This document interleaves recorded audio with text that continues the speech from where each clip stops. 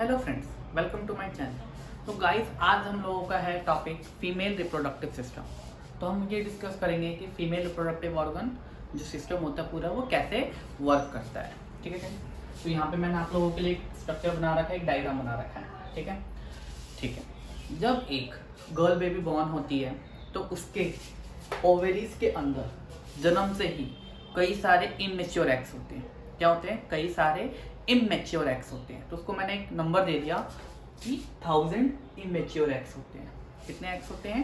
1000 immature eggs होते हैं। अब वो हर मंथ डेवलप होने के लिए रिलीज होते हैं यहाँ से, ओवेरी से रिलीज होके फैलोपियन ट्यूब या ओविडक्ट से होते हुए आपके यूटेरस के अंदर आते हैं। और ये यूटेरस के अंदर आने के बाद वो ये चाहते हैं कि वो स्पर्म के कांटेक्ट में आए और वो अपने आप को डेवलप कर सके, बट ऐसा नहीं होता है। ठीक है। तो वो हर महीने यहाँ से रिलीज होते हुए यूटेरस में आते हैं और वो 14 दिन तक स्पर्म के कांटेक्ट में आने का इंतजार करते हैं। अगर वो स्पर्म के कांटेक्ट में नहीं आता है तो देन वो आपका जो अनफर्टिलाइज्ड एग है वो यहाँ से रिलीज हो जाता है ब्लड के रूप में, डिस्ट्रॉय होकर के वो ब्लड के रूप में से यहाँ से वो रिलीज हो जाता है।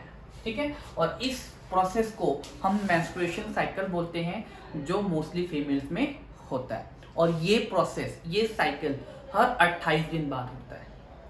ठीक है गाइस। ठीक है। और जो ये प्रोसेस होता है 28 दिन बाद, ये 2 से 8 दिन तक कंटिन्यू रहता है। ठीक है गाइस। ठीक है। अब मान के चलिए आपके यहाँ से एग हर महीने यहाँ पे रिलीज होता है, फैलोपियन ट्यूब से होते हुए यहाँ पे आता है। अब वो स्पर्म के कांटेक्ट में आ गया। किसके कांटेक्ट में आ गया? स्पर्म के।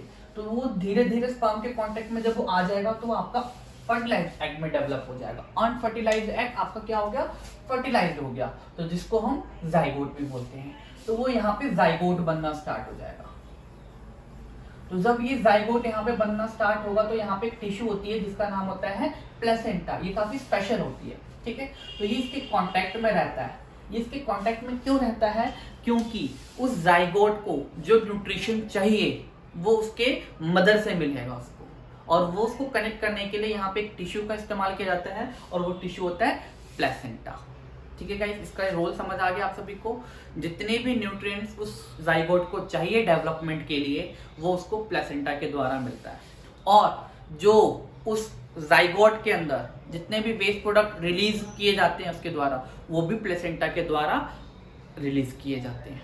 ठीक है गाइस, आप लोगों ने देखा होगा मूवीज वगैरह में जब एक बेबी बॉर्न होता है, ठीक है, तो उसके माँ से एक पतली सी नली टाइप की कनेक्ट होती है, वही होता है प्लेसेंटा।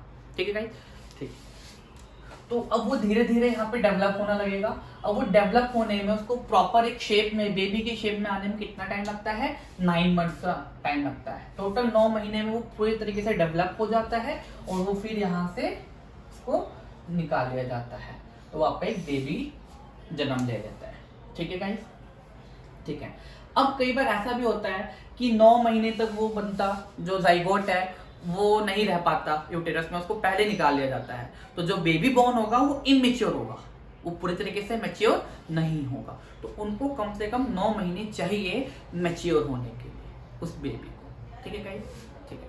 और एक चीज और, आप जो डॉक्टर्स होते हैं, आप डॉक्टर से पूछ भी सकते हो कि जो बेबी है वो गर्ल है या बॉय है। ठीक है।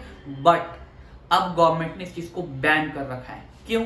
क्योंकि कई सारे बेवकूफ लोग होते हैं जो गर्ल्स को जन्म नहीं लेने देते। ठीक है। तो इस चीज को रोकने के लिए गवर्नमेंट ने इस रूल के ऊपर पाबंदी लगा दी थी कि कोई भी पेरेंट्स जन्म लेने से पहले बच्चे का सेक्स पता नहीं कर सकते कि वो गर्ल है या बॉय है। ठीक है गाइस। Thank you.